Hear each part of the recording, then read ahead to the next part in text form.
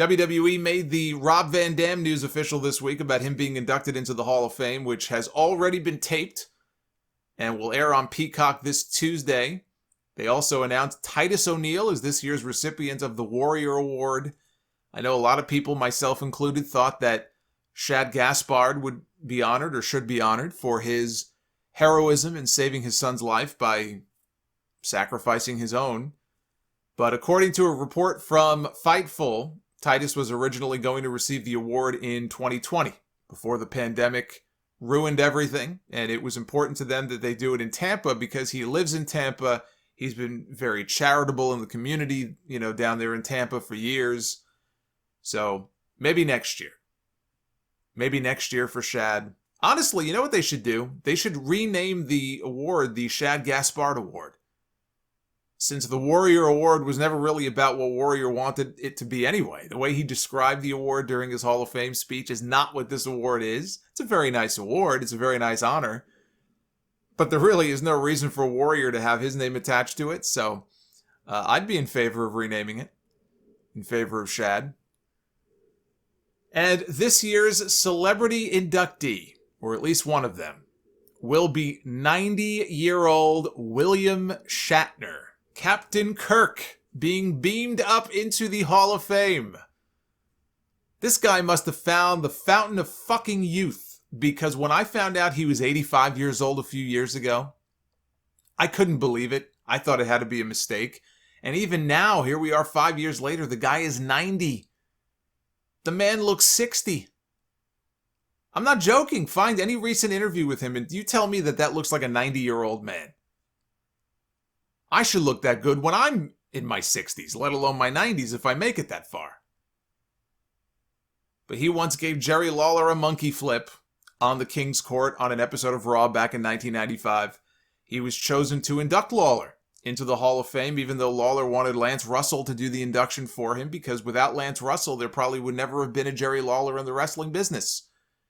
And this was at a time when Lance Russell was still alive and able-bodied. And he really wanted him to do his induction. I think this would have been back in 2007, I think it was, when Lawler went in. And it was Kevin Dunn who told Jerry Lawler, well, King, nobody knows who Lance Russell is. So they picked William Shatner instead to do the induction. All I remember about that is Shatner was sweating bullets. He was sweating bullets. And I think getting booed during his speech inducting Lawler. But then he guest hosted an episode of Raw. This was probably about a decade ago now when they were doing the guest host stuff. And he had that one skit. It was like a segment that they recorded where he was singing various WWE wrestler entrance themes. He sang Shawn Michaels' song, John Cena's song, Triple H's song. That was great. That actually was quite great.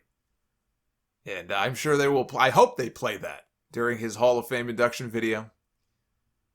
The Bella twins were part of the 2020 class who were going in this year. And again, this has all been taped already. So they were inducted this year too. They didn't sound very happy about having their time cut for their speeches based on what they said on their podcast. This is what Brie said.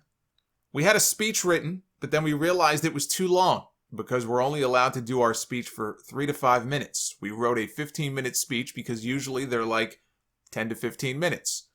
Then we found out they were like, no, it has to be 3 to 5 minutes. To do your Hall of Fame speech and take out that much stuff is really hard. We were wondering, how do we condense this? What's important? We want to thank all these people and tell stories. Nikki Bella said, we have always been grateful women. And that's where it's difficult. The majority of our speech is thanking people, and they're like, talk more about yourself. We've already proven ourselves as Hall of Famers. It's almost like winning an Oscar. You're thanking the people who helped get you there. You know who you have to thank for this, don't you? Mr. T, who might still be giving a speech about his mother, had Kane not walked out and given him the hook. So you can thank him for that.